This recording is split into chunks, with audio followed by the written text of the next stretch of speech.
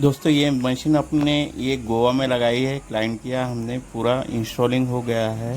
Testing करने की बाकी है, अभी टेस्टिंग करेंगे थोड़ी देर में। और ये कस्टमर के लोकेशन पे पूरा इंस्टॉल करके लगवा दिया है। इनका ये पूरा ये है बिजनेस है, अच्छा खासा बिजनेस है, छोटा सा बढ़िया मिनी छोटा सा ये बनाए स्मॉल स्केल इंडस्ट्री। तो बहुत अच्छा ग्रोथ कर रहे हैं ये भी। और all type house hold product बनाते हैं और ये करते हैं।